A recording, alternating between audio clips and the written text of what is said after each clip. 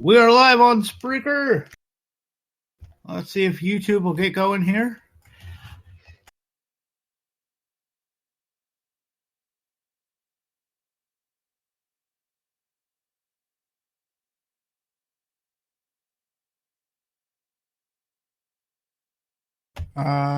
Okay. What?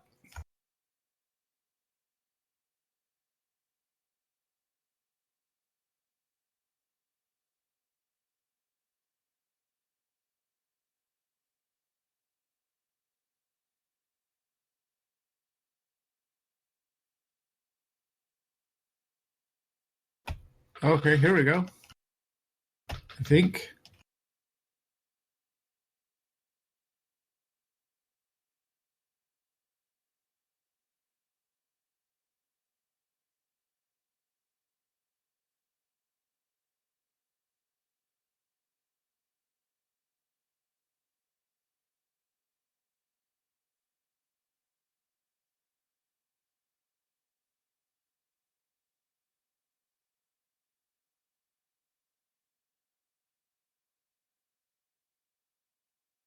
Okay, we're live.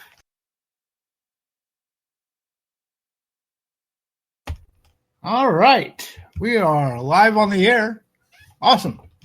Let's we're missing Gunner this week. He's having internet issues, so no lame jokes. Let's just get this thing started.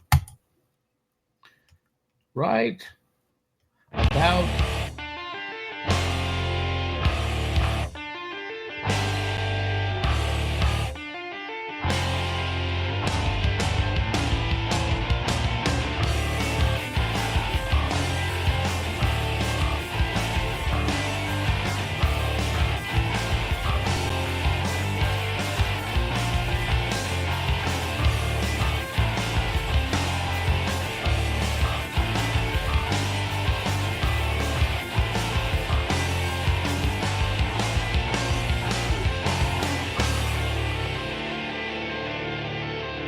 hello, ladies and gentlemen. Welcome to Smark Snark podcast episode 240. God damn, we've been doing this forever. With us, as always, is our esteemed, our wonderful, our masculine leader, Omega BR. It's a new year. Yes, it is. Also with us, we got Save Us Dog.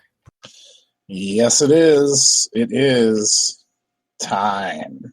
It's time. Yo, yo, yo. Anyway, I think NetJester is here. Yes, I'm here, and I must tell you that all is right with the world. And why is that? Because Japanese Cena, none other than Tanahashi, has a belt as of last night. Thank you, New Year's Dash. Spoilers for people Massive who haven't spoilers. seen that yet. Sad. Yeah. What a cunt. You should probably go sit in timeout. Vassar, I think he's off taking a dump somewhere and will be with us later on in the show.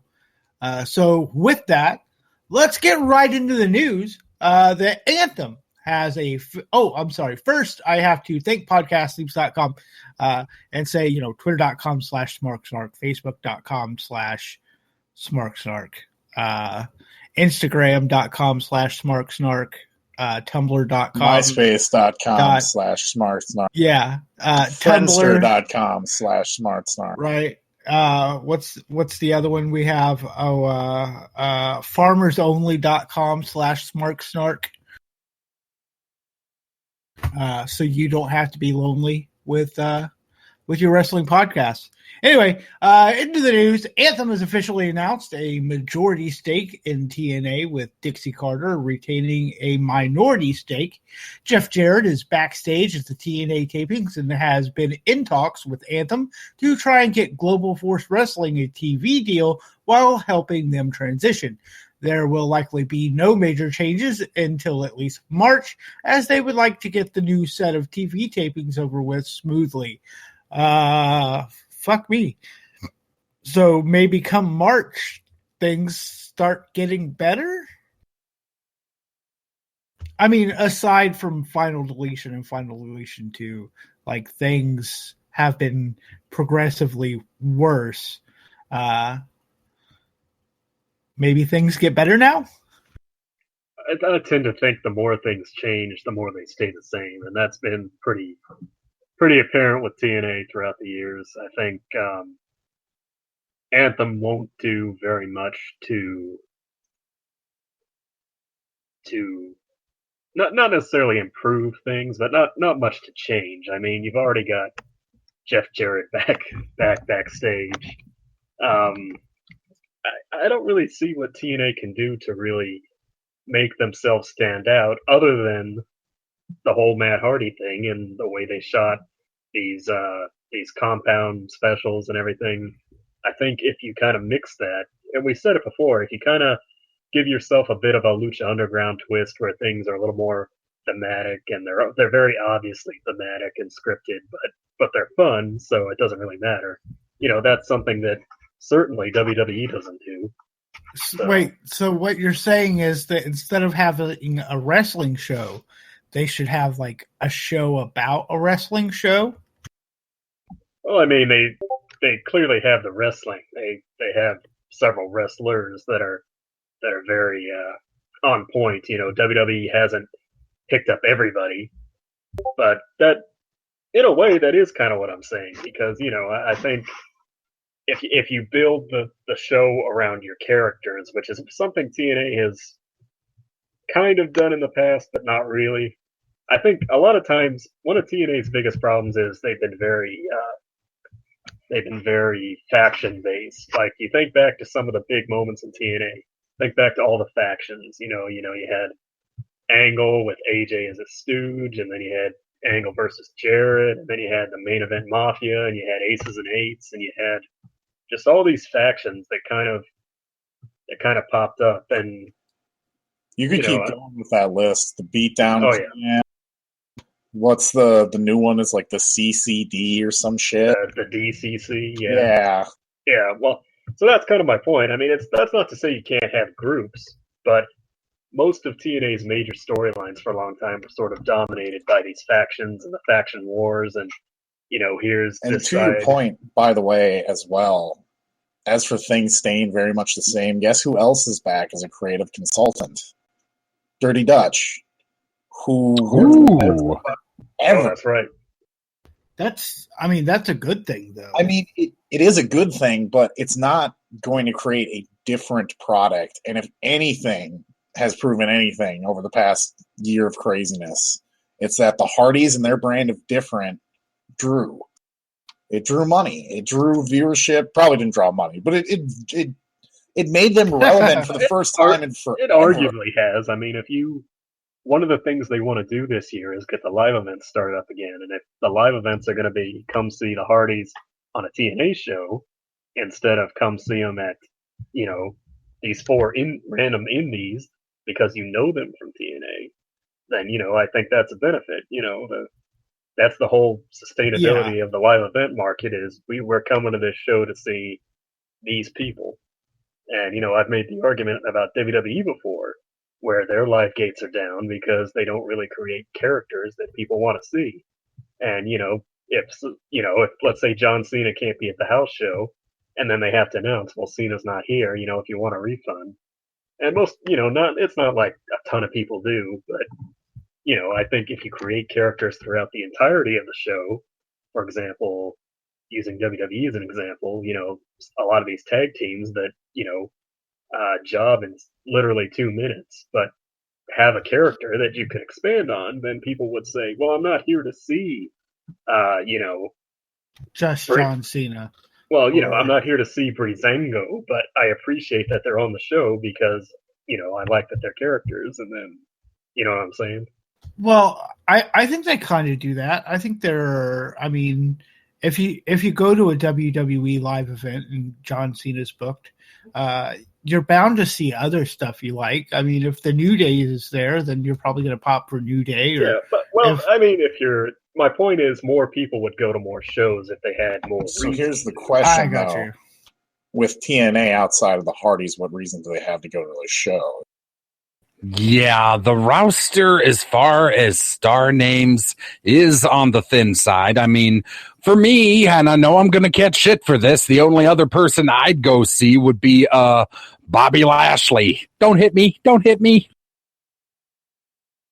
Well, I would almost kind of suggest that TNA steal WWE's idea, which it's arguably TNA's idea in the first place anyway, because they used to do they've this. been doing that for years, picking up the indie guys. Yeah, well, not just that, but do these specials where, I mean, remember Global Impact and, you know, really just Global Impact. But I remember Carl Anderson when he was almost a young boy in Japan on Global Impact. Yeah, so, you know, I mean, again, WWE can't take everybody, and they're not going to. So, you know, no offense to the names in the UK tournament that's about to start, but except for like 2 or 3, you know, I'm not very well versed in the UK scene, but except for 2 or 3, I didn't really recognize anybody. So let's say WWE doesn't pick up those guys, then TNA could maybe swoop in and say, you know, not sign them to deals, of course, because they probably can't afford it right now, but doing these specials, giving people exposure would be, I love that idea, and TNA half a decade ago should have went strong into the UK market because they always had so much success over there. But part of the reason they had that much success, especially back like 5 years ago, there was no competition. There was nobody doing shows, and if there were anyone, they were very, very small. Now you can like have a legitimate list of promotions in the UK that run tons of shows. Exactly. Yeah, World Culture, Progress, Revolution Pro, not to mention the fact that BBC's now back in the saddle again with World of Sport, and you got the WWE. So if the TNA wanted to move on the UK right now, they'd be SOL. Well, I was going to move on to the next story. If you've got something you want to add.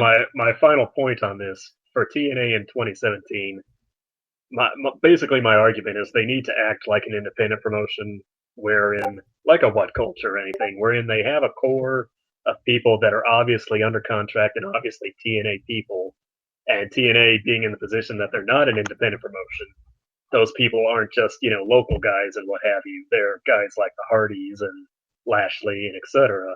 So you have your core, but then you can also branch out and bring in other people from the independent scene and not necessarily give them a deal, but say, hey, look, we want you for this thing on TV. Will you come and do it? And we'll pay you. But, you know, and then, you know, I mean, a lot of these people, you know, honestly, most of these people, even though they make a lot of money on the indies, and they still will, what I'm saying is, you know, are many of them going to turn down the chance to be on TV and etc.? I mean, think about even just last year or 2 years ago when TNA was doing the X Division tournament, I think it was, and you had guys like Jigsaw, who they called what do they call him? Rubik's. They renamed him Rubik's, but I mean, that was, but you know, that was Jigsaw, and you know, him being on TV gave him exposure that nobody who's ever seen Chikara would, you know, would ever know about. Hey, dude, Rubik's the Amazing Cube. They landed Moose, so anything is possible for TNA. I mean, that's my point is, you know, start branching out and bringing in people to do these specials, and don't necessarily treat it like, well, we got to have a story going 365. Well, you do, but you know what I'm saying. You can be a wrestling destination, which is what WWE is doing now. All right. Vassar just posted a funny picture in the chat with which our YouTube viewers, if we have any at the moment, I'd have to check the live dashboard. They would be able to see. So speaking of, well, we touched on the Hardys a little bit earlier, but Matt Hardy's TNA deal ends on February 27th, and Jeff's contract is ending soon after, and they have entered negotiation and Matt will likely want to retain most, if not all, creative control over his character. Also, it said that WWE officials reportedly have no interest in bringing back the Hardys because they are fun, and everyone knows the WWE is, for the most part, against fun. No fun. No, they're more against drugs, sadly. Whatever drug Matt's on, I want some. If he resigns with TNA, I would assume he has 100.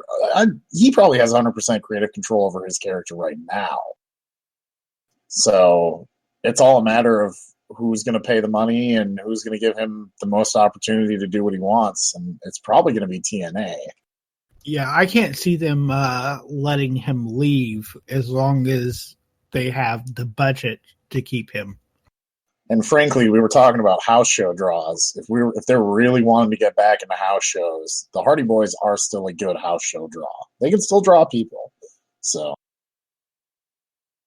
Absolutely. They were drawing people before all this deletion hype. I mean, your average casual wrestling fan or somebody who used to watch is going to know the Hardys and maybe want to take their kid to go see him. You know, my favorite thing about Broken Matt is that it's sort of like the what is the name of that show? Passions. It's like the Passions of wrestling. Well, that and like his entire family knows he's crazy, yet they just play along with it. Passions. I could think of 20 better soap operas than Passions. I was going to say, I think Passions was a little better produced than TNA. But. Rex. Let's all have a moment of silence for Timmy, and then we'll move along to the next story. Was Timmy the midget? He was not a midget. He was a little person, and he was a living doll brought to life by a powerful, centuries-old witch. Anyway, I used to watch Passions. Yeah, I used to watch it religiously. It's a good show if you're into camp. Jay Lethal has confirmed he signed a new 2-year deal with ROH. Also, Bobby Fish has signed a new deal with Ring of Honor. Kyle O'Reilly was working ROH as its champion without a contract and will not re-sign with ROH. Todd Grisham has signed with UFC as an announcer, revealed just after longtime lead Mike Goldberg is leaving. The fuck? Well, that's sad, but at least Joe Rogan ain't going anywhere. Oh, hell no. That's his cash cow, baby. You think he wants to go back to doing stand-up? Nope. Or a I podcast. Fucking hate Todd Grisham. I really do. And he's going to be awful. And that's all I've got to say about that. Now, wasn't this a guy? Wasn't this the ex-WWE guy, or is that another Todd? Yes. Okay. Yeah. He was WWE for a while, and then he went and signed with ESPN, and he was mostly doing Sports Center. And honestly, that's probably his best role that he's ever done, because he's just kind of a dickbag Sports Center host. That's his whole fucking gimmick. But if he's doing live play-by-play commentary, that's gonna suck. He was always bad at that with wrestling, and it's twice as fast in MMA. God damn it, Pointless. Passer. Such a shitty signing. And if they're going to go after someone from ESPN, go after Max Kellerman. Go after someone with some fighting experience. Or Coach.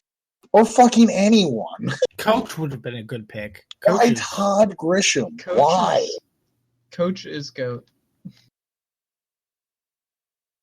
All right. Anyone else have anything to add?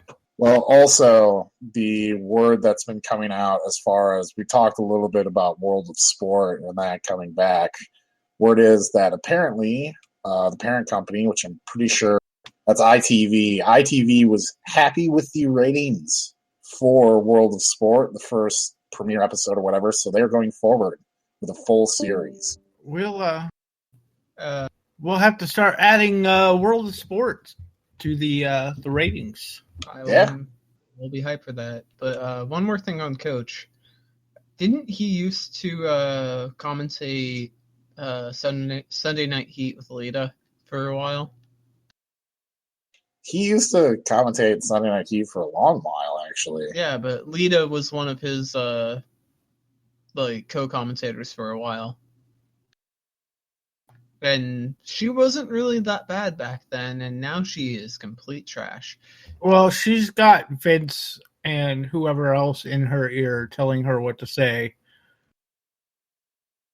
Yeah. Because Lita is not a bad promo. She is you really put cool. You and put really just good, about yeah. anybody in that seat with somebody screaming at them over the headset from Gorilla saying, push this, do this, and you're going to fuck them up. Like Michael Cole wasn't that bad at first, but now he's terrible.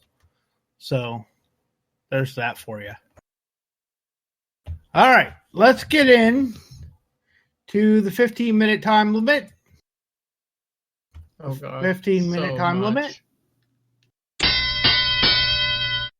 There we go. We're going to do our 2016 retrospective.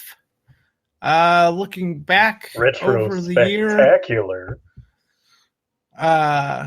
Yeah, spectacular. No words in the vernacular. Oh, Jesus. I just quoted Moulin Rouge. Let's take a look at some of the things that happened. God damn it, Faster. Let's take a look at some of the things that happened in 2016, like the New Day becoming the longest reigning tag champs in history. I know that you're going to be super hype about that because you really love New Day, but I think they were still about halfway through the year, and they just kind of kept riding it out until they had the belts, and now they're still going as longest reigning tag team champions, even though they don't have the belts anymore. Yeah, but they're still the longest reigning tag team champions of all time. They're not the champions now. Good for them, but they don't need to keep bashing it down our throats even after they lost. Yes, No, they do. Because Vince wants to bash it down our throats to piss off Crush and whatever, Demolition. Yeah, I think he wants to piss off Demolition by doing that. Because I remember when Punk became the longest reigning champion, they just kind of shut up about it afterwards. They did one promo with like Heyman talking about how long he had held the title for, and that was about it. But it was so clear with how they lost the belts the first chance they could lose them and still break the record, and it was kind of sad and felt like a wasted opportunity for me. But I mean, congrats to them. Yeah, they go down in history book. I definitely thought they should have had it like at least a month or two more. Yeah, that's what I was going to say. Like another month or two.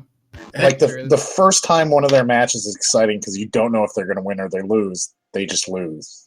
Right. That was a hell of a match, though. It was a great match. I'm not going to deny Yeah, that. it was. So much back and forth. You know, they got outplayed by their own thing. But who won? Sheamus and Cesaro. Not any of the tag teams that they beat the shit out of for an entire year. Not the club or anyone who could have used legitimate anyone. Well, now we can get a really good Sheamus Cesaro versus the club feud. Yeah. Yeah. So there's what, 3 heels and 1 face in that? Yeah. Well, but there you go. Sheamus and Cesaro will put over the club and then have their breakup feud, and then I don't know, probably the New Day will take it back off the club. But let's talk about we had AJ and Shinsuke Nakamura and the club. And the club. I think Asuka came in last year. So last year was a banner year for NXT, taking in people from NJPW. Oh my God. It's probably the best set of wrestlers to come into the WWE in a really long time. Definitely over that kind of period of time, I don't think they've ever had an influx of that many good wrestlers Just a couple all of at months, once. isn't it? It might have been, Not but I counting mean, Asuka, even who during came in earlier. I think the last time an influx of like really good wrestlers came in like that was probably during the late 90s and early 2000s. Plus, we've gotten, and on another note, I'm not looking down the list to see if it's mentioned, but a lot of other really good wrestlers came in, including Finn. Or actually, no, Finn wait, Balor. Finn was the year before, wasn't he? Yeah, he was 2014, I think. Okay, so then Finn was gone when AJ showed up in New Japan. Yeah, so then we had. Then I was thinking of like Samoa Joe and other people that came into NXT more recently. Yeah, but sort of the thing that ties AJ, Shinsuke, and the club together is they were all big stars for New Japan. They were all at Wrestle Kingdom last year. They all performed, and AJ and Shinsuke were in the semi-main and put on one of the best matches of the show. That was a hell of a match. I remember watching it. Yeah, and then all of a sudden, all four of them are gone, and it's like AJ and the club. You can kind of understand. I mean, that's probably their dreams to go to the WWE at some point. But for Shinsuke, it was just like, holy shit, what is New Japan going to do? How is Shinsuke going to be treated? Like a year later, we have answers to their questions, and they're all good. Like it's all good news. It's amazing. I never would have saw that coming. I thought for sure that WWE would misuse all of them horribly. But it changed so much that New Japan themselves changed how they work wrestlers' deals so they don't do year to year as often, especially with their bigger talents. Yeah. And that makes sense. Let's see. Also on the list, we have the brand split. And best thing to happen to SmackDown in forever. Oh, yeah. Not even a year later, they were topping Raw in the ratings. I mean, it's just it's spectacular what has been done with that show. I don't understand why they're not looking at all the good things about SmackDown and going, hey, maybe we should do that on Raw. Because like there's a lot of little things on SmackDown. The little cards that pop up next to wrestlers when they're coming down the ramp. Yeah, have like the trivia things. Yeah, that's nice. I don't know why they don't do that on Raw. It would be really cool. And also going to the ratings, like the only reason SmackDown didn't beat them again is because of Goldberg. Right. And then isn't a little off topic, isn't Taker, he was supposed to be on SmackDown, but they moved him to fucking Raw next week. So he did they? Destroy yeah, they did. I missed that somehow. Why the fuck? Well, because SmackDown doesn't need the ratings boost. Raw does. But Taker's on SmackDown. Or supposed to be. It's something you should be mad about, but I completely forgot already that Taker was supposed to be a SmackDown guy. So, I mean, remember in Survivor Series or right before it, when Taker came out and basically threatened the SmackDown guys to win. What if Taker has How could you forget such an impassionate promo? What if Taker has a thing where he just kind of goes between Raw and SmackDown as needed, and is like the only person that's allowed to because he's the dead man? I mean, that's pretty much where we're at. They're gonna do that anyway. To be honest with you, they would move Cena if they had to. They don't have to right now, but Taker gets away with it because he's a part-timer, basically. Think of all the things the brand split gave us this year, though. Gave us Talking Smack, which has had some of the best segments of the whole year. Fucking Miz became a star again because of that show. And then you got James Ellsworth. All these good things on SmackDown, and then it gave us a lot of bullshit and terrible programming on Raw. the dichotomy there is just not to be believed about how incredible SmackDown has gotten to how shit Raw is becoming week by week. It's almost frightening. All right, we got 6 minutes left here. Let's pick some of the more important stuff. China passed during 2016. Very, very sad. So sad. I can't believe it. But then again, it kind of saw it coming because of her addiction issues, but it's still really sad. The Divas division was changed to the women's division. And, Excuse me, it was historically changed. Yeah, that was a historic moment. It was the history was made of the historicness of the historic bastard. women's historic division. Historic moments have historically been made in history. I think I'm having a historical hernia. I just want to make one point.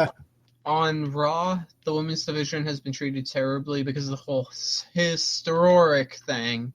While on SmackDown, the women's division is just women beating the piss out of each other and women putting on hell of a promos against each other instead of just like being historic. Well, Two people fighting each other a dozen times over again.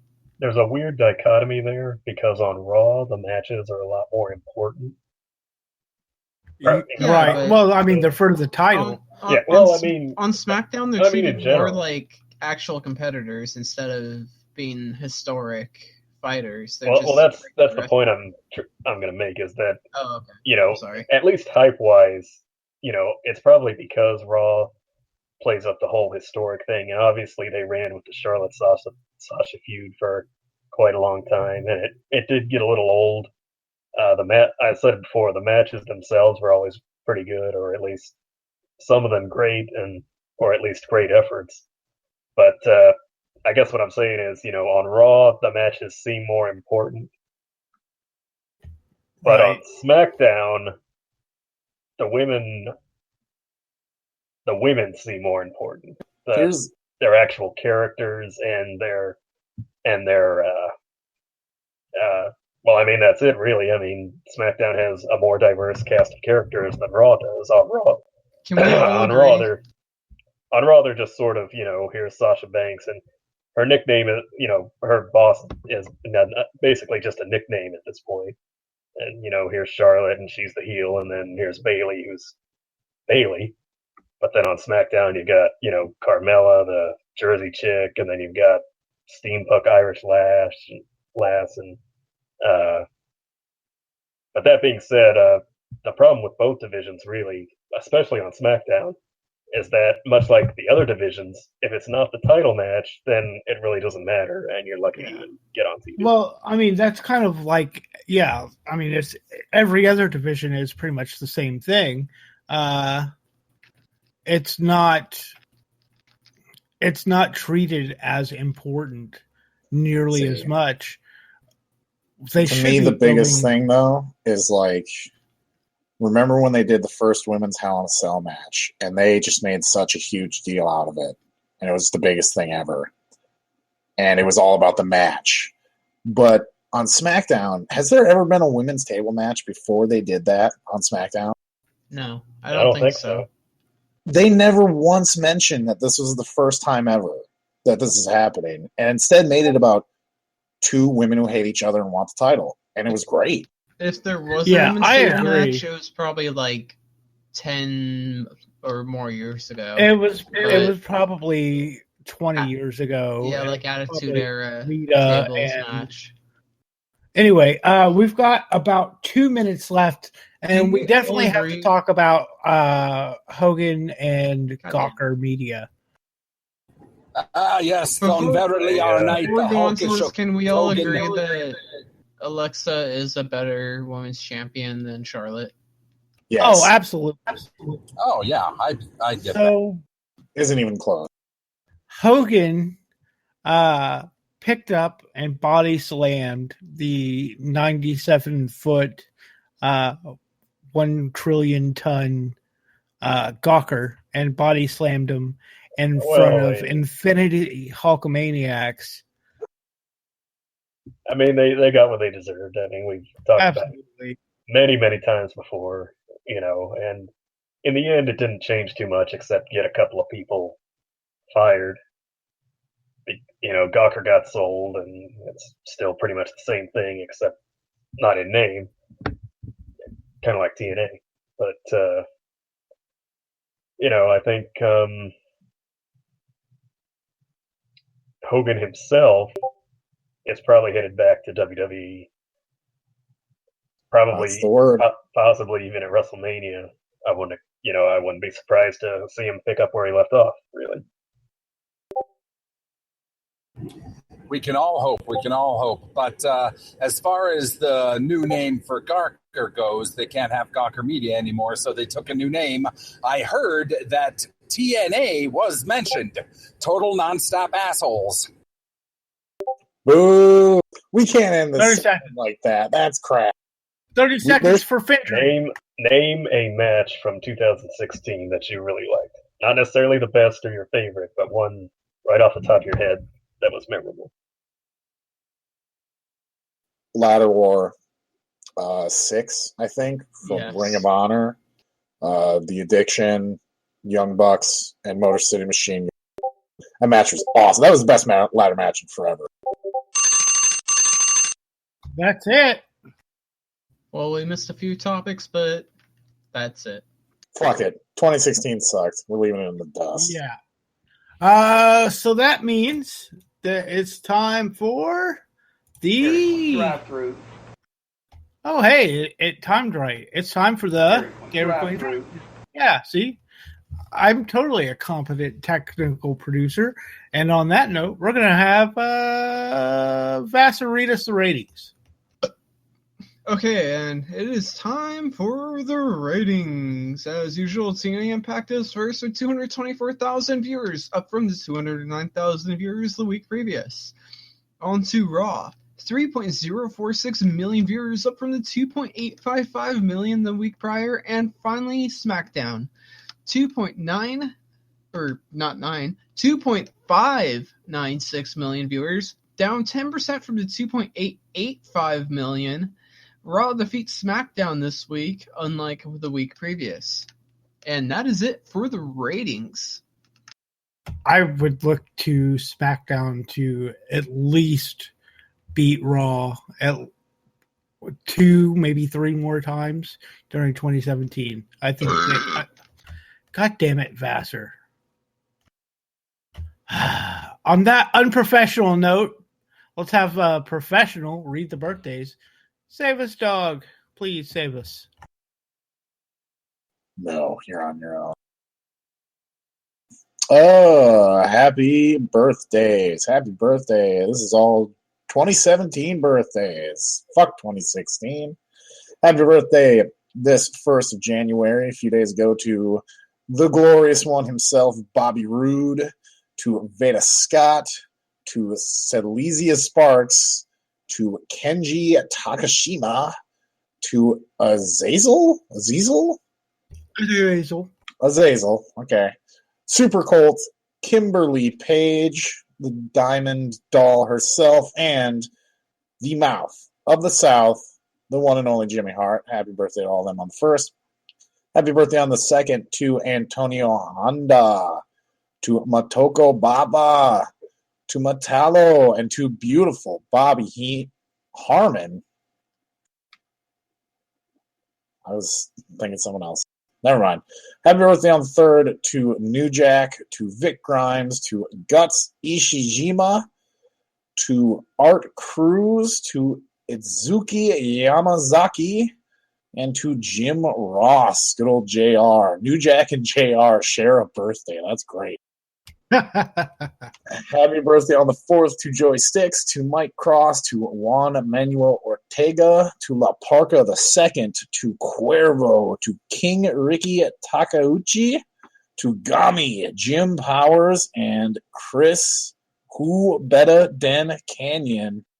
Happy birthdays on the 5th to Doug Gilbert, Willie Mack, the return of the Mac, Marsh Rocket, Bryce Remsburg, Pamela Paulshock, Robert Swenson, a.k.a. the Bane in Batman and Robin. Happy birthdays on the 6th to Conan, Jacqueline, and Azumi Hyuga. Oh, shit, I've totally fucked. Hyuga? It's gotta be close. Yuga? Happy birthday on the 7th to Alexis Nave, to Black Warrior, Tanny Mouse, Devil Masami, and Chavo Guerrero Sr. Chavo Classic. Happy birthdays to all y'all. And now, for this week in wrestling history, it's Omega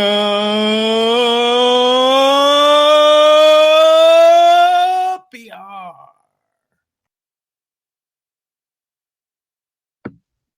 Yes, this week in wrestling history.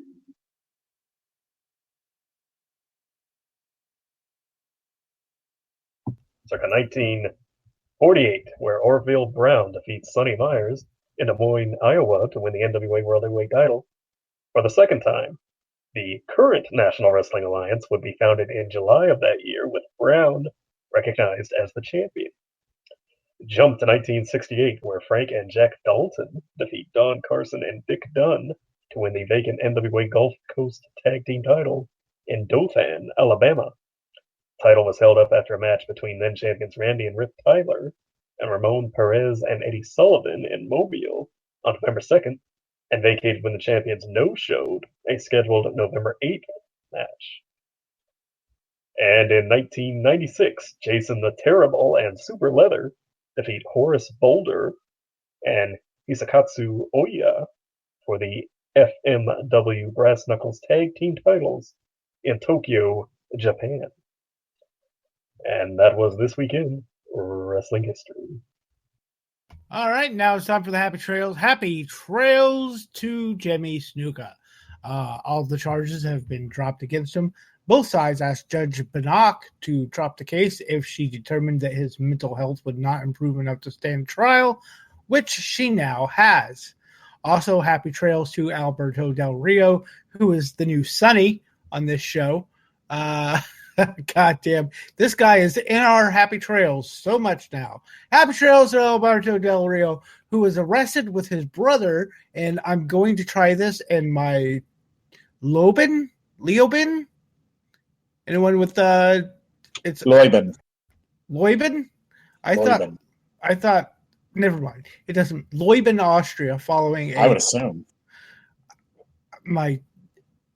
You would think it's the same as Yiddish, but I don't know. Following a bar fight with locals, Alberto Del Rio was arrested in Leubin, Austria. The two reportedly got into a fist fight with each other, meaning Alberto Del Rio and his brother, at the precinct when Del Rio tried to calm his brother down, and the fight was so severe between the brothers that the walls were bloodied and his brother was sent to the hospital. What the fuck, guy? Get your shit together. In more pleasant news, Paige got her engagement ring from Del Rio, or El Patron, whatever he likes to be called these days. Oh, is it? I feel like it's probably a ring pop. Is it a ring pop? Well, she certainly needs more of those. It is a diamond made of hardened cocaine. All right. I got it. You got what I got it. Yeah. All right, you got it. All right. What are we watching this week in wrestling? Let's kick it off with Vassar. I am going to piss a lot of people off because they're probably going to use this. Kenny Omega versus Okada at Wrestle Kingdom 11.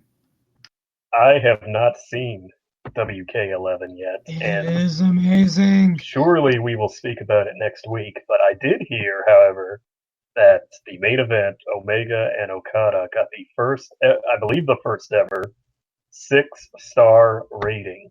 Oh, 6 stars? Damn, Meltzer. Yep. Dude, it deserved it. Stars. It deserved it so much. It did deserve it. That was one hell of a match, and it just and- kept going every time you think it would stop. And it made everybody mad, just like you made us mad. So. Wait, I made you mad? Oh, because he took the match. Oh. Ah. All right, Famous Dog, what I are we thought your watching? resolution was to not drink as much. No, it wasn't. I My don't believe that. resolution is to stream more. Oh. Drink more and stream more. Nice. Well, hopefully, donations can make me drink more. Fuck. What match? You know what? Let's suppose that What? Nothing. Okay. That's fine. Hold on. How about the pronunciation is brought to you by pronouncenames.com. I have to know. It's Leoben. It's Leoben. Okay. Leoben. we sure that site is right? Pronouncenames.com. Pronouncenames.com. Yeah. All right. According to their video on YouTube. The match I'm going with is the IWGP Junior Heavyweight title match. Kushida versus Kaimatachi. I don't remember what his fucking name is in New Japan. It's something different. But that match was also fucking phenomenal and probably at least 4 stars. So not 6 stars, but this was a damn good show. And that was the final 4 matches are just magic. And it's start with that one and watch the last 4, and that's like the best 2 hours of wrestling you ever see. All right. We've done Vassar and Safest Dog. So Omega BR, what do we watch this week in wrestling? I had heard, I think I had this right, that Tetsuya Naito and Hiroshi Tanahashi, like Netchester had mentioned earlier, or was gushing about, or oh no, that was something else. But I heard a lot of people were of the opinion that Naito and Tanahashi should have been the true main event, and that was reportedly the match everybody was talking about following the show, as good as Okada and Omega may have been. So if you're pressed for time and can only watch 2 or 3 of them, I would just go ahead and say watch the latter hour and a half, because all of those matches from Mr. Meltzer got either 4.5 stars or the titular 6. 6 fucking stars, bro. 5 was not enough.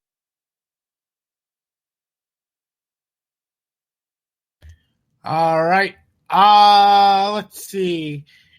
Can I pick the whole Cruiserweight Classic? Because Jesus Christ, I'm gonna watch that shit again while I wait for the UK tournament to kick up. Because I think we've got a couple weeks before that starts, don't we? Anybody? January 14th and 15th. Yeah. So, Okay. Yeah. So about a week and a half. That is literally next weekend. By the way. Here, hit the breaking news plug, would you? Uh-oh. What the hell? There we go. No reason. I just wanted to see if you could do it. No, honestly, there is a bit of breaking news. This possibly could be considered a spoiler, but WWE has announced it on their official social media. That's it. So if you don't want to be spoiled, pause for about 30 seconds. But they've announced that Cassius Ohno has made a surprise appearance at tonight's Full Sail University Studios. Oh, shit, son. In a fucking huge suit. Like a just gigantic suit. What happened was Full Sail has a rack KO suits, and they gave it to him, assuming, left over from when Owens was down there. Oh, okay. Nice. Need to work on that one a little bit. But. Alrighty. Well, I guess that's it for this week then. We will be back, hopefully, regularly with all our hosts next week. Hopefully, Gunner's back, gets his internet situation sorted out. In the meantime, that is my dog barking in the background, and I'd like to thank podcastthemes.com for the theme song that we use every week on the show. Podcastthemes.com. They have lots of good themes. Check them out. Also, you can follow us on Facebook at facebook.com/Smark Snark. We're on Twitter, twitter.com/Smark Snark. YouTube, where we stream live weekly now, youtube.com/Smark Snark. Smarksnark.com. I'm still working on finding somebody on Fiverr who's willing to edit our WordPress and get that fixed up proper. I guess that's it. So with that said, we want to wish you the best in your past, present, and future endeavors. So take care, spike your hair. Woo, woo, woo. You know it. Say hi to all my dogs in the background. What's up, dogs? It's Dog here. Good night, friendship.